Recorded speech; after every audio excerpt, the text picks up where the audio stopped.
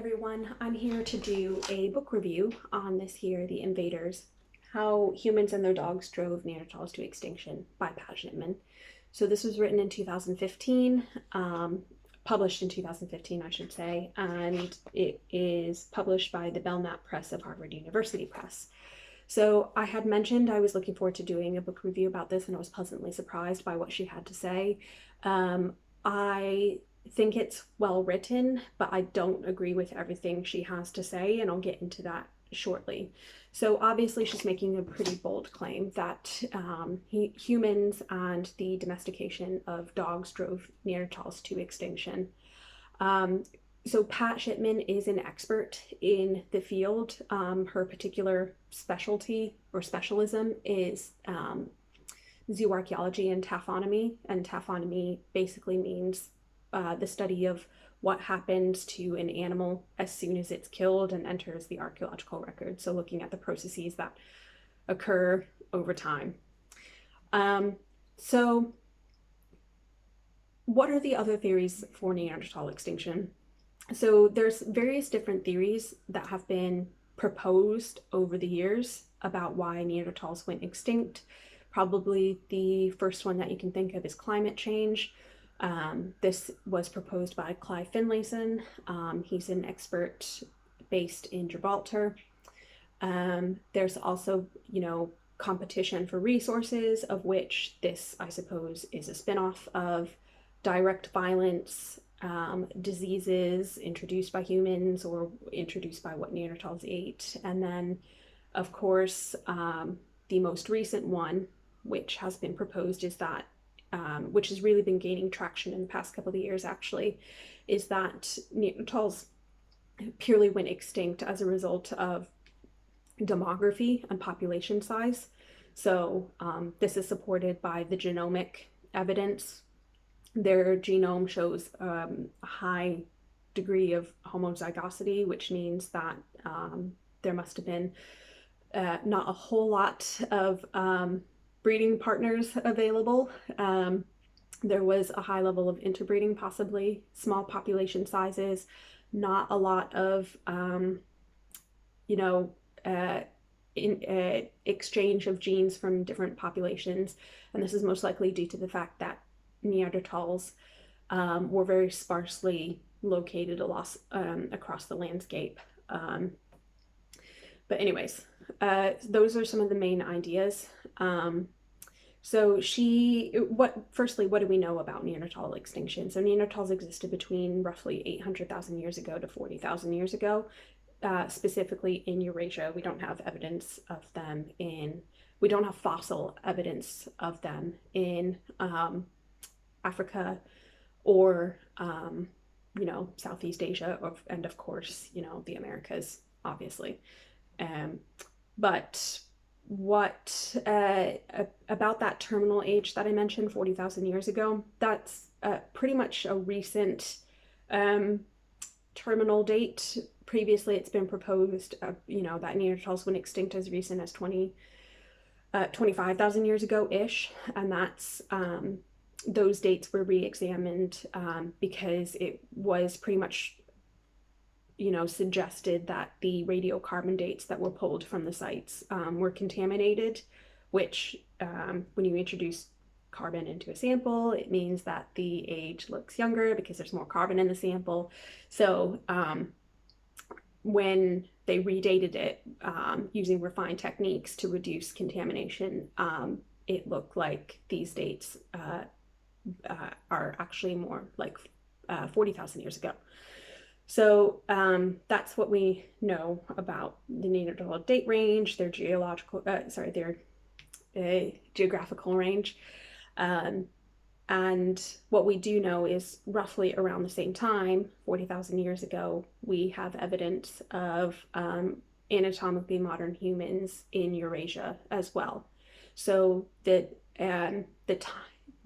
issue that we have with anything older than 40,000 years ago is that you can't get very refined dates And it's very critical, based on the arguments that we're having about Neanderthal extinction, that we do have these refined dates, because there's a very short window of when humans and Neanderthal, anatomically modern humans, sorry, and Neanderthals shared the same landscape before Neanderthals did go extinct. So the timing is coincidental, and that's why there's so many debates about the involvement of humans and the extinction of Neanderthals. So Pat is, of course, making a very bold claim that that humans not only outcompeted Neanderthals for resources, hence they went extinct, but also that dog domestication had a huge part to play in it. She does say that all of these other factors, these other theories that have been proposed, so climate change and low population size of Neanderthals, also had a part to play, but that, this was pretty much a catalyst. So she begins by basically demonstrating why all of these other theories on their own don't hold weight. So with climate change, if you look at a climate chart of the Pleistocene, which is the geological epoch in that Neanderthals lived from. We live in the Holocene, some say Anthropocene, we're not going to get into that.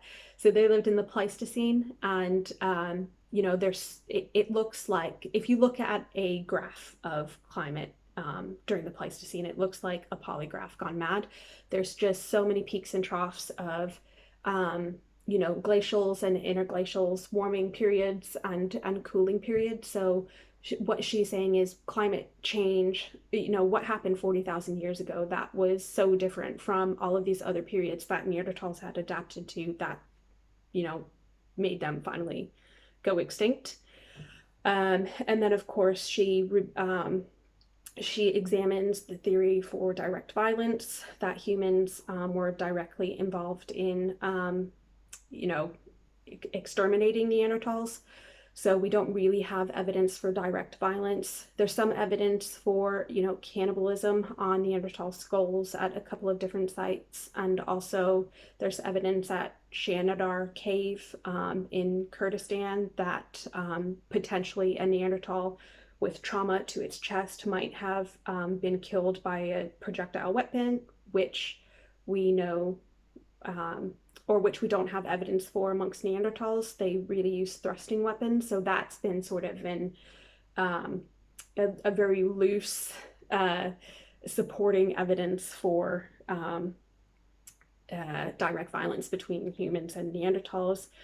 But again, she says there's not really any evidence for that. So we can't really say that Neanderthals and humans were involved in direct conflict with one another, and that's why they went extinct. So really what she does is she spends the first pretty much half of the book debunking these other theories, but also coming at the competition for resources theory from a very biological perspective. So looking at humans as an invasive species. So if we remember, humans moved out of Africa into Eurasia, anatomically moderns did, around 50,000 years ago. That's when we really have evidence for humans being stable and present on the landscape, the Eurasian landscape around that time period.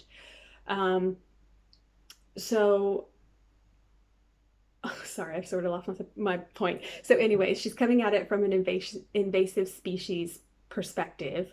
And she also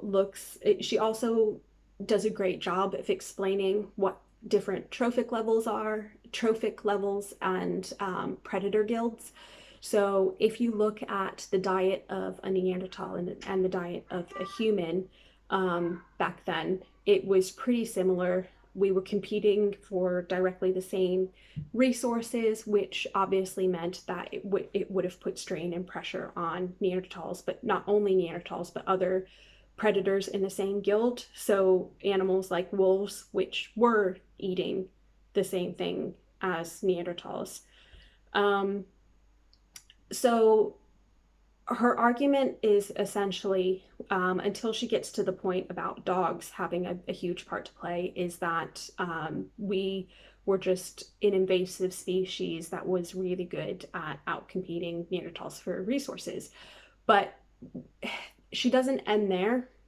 What she also does is she's not content with just looking at the extinction of Neanderthals. She also, as a zoo archaeologist and someone interested in paleontology, she also looks at the extinction of other megafauna around the same time. So big cats, certain types of wolves, certain types of bears like cave bears. So while cave bears and humans and Neanderthals weren't eating the same things, we were definitely using the same places for shelter, caves. So she sort of examined that as evidence for competition with resources against them as well. So finally, she does get to her main point, which is that there was this paper that was written in 2009 by Germain-Pré et al. That the evidence we have for dog domestication should be pushed back to around 36,000 years ago, which is around 20,000 years ago from the, undisputed evidence that we have. And this is based on statistical analyses that have been performed on fossil wolves, fossil wolf dog skulls, and also modern samples from wolves and dogs. So by looking at these skulls, Germain-Pré and her team identified that the skull shapes, the cranial shapes, the expansion of the skull in the back of these specimens don't belong to the variability of modern wolves or modern dogs, but also not to fossil wolves. So this means that potentially these skulls are representative of some of the earliest known domestication attempts of wolves, to make dogs. So Pat Shipman is really enamored with this paper. She's gone through the methodology, the techniques, and she's really convinced by this paper that this must be evidence for some of the earliest forms of domestication that we have. So using this paper by Germain-Pré and some other examples, she suggests that there is essentially a huge benefit of domesticating wolves in order to use them as a method of gaining food. So obviously there are certain factors that you need to look at in order, for looking at a species and seeing it as a desirable domesticate. So, it doesn't take a genius to look at a wolf and realize that they're probably not, they probably rank really, really low on the list. And that's obviously because they will eat you if they could. But what obviously it's happened in the past, and we know this has happened because dogs are descendants from from wolves. So she looks at the other factors of domestication and to sort of demonstrate why domesticating wolves in the Paleolithic would have been desirable. So wolves are highly social, which is necessary for domesticating an animal. They're highly social in the fact that they're one of the top apex predators, and they hunt cooperatively, and they live in packs. They also have a high reproductive rate. They reproduce quite quickly and have a lot of pups. They're quick to mature. And they're also, their own means of getting food. So if we look at the purpose of domestication, not in the form of obtaining meat or byproducts from animals, what Pat Shipman is saying is we should look at them as living tools. So if you look at huskies, they or dogs amongst Native Americans pulling travaux, we can look at them as tools rather than as a means to an end, which is food.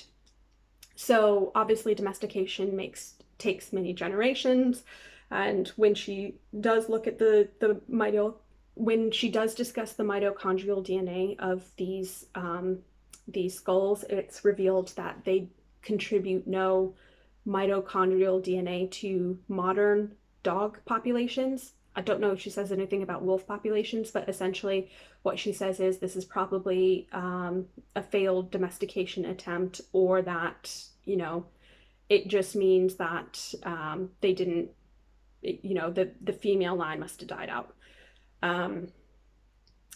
So it's just important to note before I continue any further that there are a lot of arguments in archaeology about evidence and statements that are made. So archaeology is an interdisciplinary field with lots of specialisms or specialties in the field. So everyone is coming at or examining the evidence, interpreting it in their own, through their own specialty, and this naturally provides a great environment for collaboration, but also for arguments. And there's a lot of arguments internally amongst zoo archaeologists. So one of the issues that I did have is Pat Shipman doesn't really go into the debates about the fossil evidence.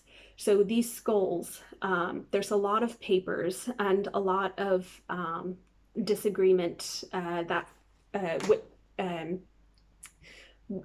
Gourmand-Pré is directly involved in. So there's some papers that argue that there isn't enough variation in the wolf fossil evidence as a control to really say that these don't belong to wolves. Like, we simply don't know the full range of variability to say that these couldn't potentially be another wolf species or subspecies, sorry. There's also another argument. Someone basically redid the whole study using a technique called geometric morphometrics, and determined that the skulls don't actually fall out of the range of wolf dimensions, skull dimensions, and therefore they don't represent an early population of wolf dogs. So there's those arguments, and I think it would have behooved her to include these in the book, just to give the reader a good understanding of the debates that go on, just so they can do their own further research. But anyways, one of the other things that I did think was rather strange. So one of the things that she hypothesized, and while she pretty much hypothesized that the white sclera, so, the white of your eyeballs, was probably a mutation that occurred and was advantageous around 40 to 50,000 years ago. And she basically says that because humans and wolves would have naturally benefited from this, because it allows us to communicate non-verbally with wolves, so they can see the direction of our gaze, and that obviously would have had a huge benefit during hunting, especially of megafauna, where you need to keep quiet. I think it's rather strange that she's hypothesizing this. I don't, by her same line of argument, I don't see any reason why Neanderthals, or even earlier hominins, shouldn't have had white sclera. In fact, we're not the first species to engage in cooperative hunting. Neanderthals are the quintessential cooperative hunter. And they were getting up close and personal with their prey. They're the ultimate ambush predator. So, I mean, having white sclera and having that non-verbal form of communication with your hunting party would have been hugely advantageous. And, our common ancestor was engaged in hunting as well. So I just thought it was rather strange that she was saying, it almost seemed like she was hypothesizing this just to give her overall argument more weight. And I didn't think that was necessary. I think, it's fine for her to say that, white sclera could have been a mutation that occurred much, much earlier in time, but it would have been advantageous for humans, when we did dabble in domestication, because it would have given us that, that bonding and nonverbal communication that's so important when you are trying to tame an animal or communicate with them and hunt with them. It doesn't mean that Neanderthals were, I just thought it was very strange. The simple fact of the matter is that we have absolutely zero evidence of Neanderthals engaging in domestication of anything. So I just thought it was rather strange that she was making this argument. It doesn't mean that without it, her argument is any less strong. So that's one of the other things that I did sort of have an issue with. But anyways, that's pretty much what she had proposed. Overall, I'd probably give the book a 4 out of 5, not because I agreed with what she had to say, but because I do think it's a really well thought out argument. Even if you're just looking for a book that discusses the extinction of Neanderthals, I think the first half of the book is probably something that you would enjoy, just because she does a really good synthesis about it. Again, I did have some of an issue with what she's proposing, and some, the lack of breadth that she has with discussing all sides of the arguments. But overall, I was pretty pleased with this book. I do agree with her. In the end, I don't think we can really attribute Neanderthal extinction to one thing, such as climate change, such as competition for resources, diseases. I think that there must have been a combination of lots of various different factors which finally tipped them over the edge, and it meant that humans were the only hominins left on the planet. So there you go. I like I say, I think it was a good book. I did enjoy it. Just to be wary of when you read a book. Make sure you do your external research before you form an opinion. But yes, that's my review on Pat Shipman's The Invaders. Thank you very much. Bye for now.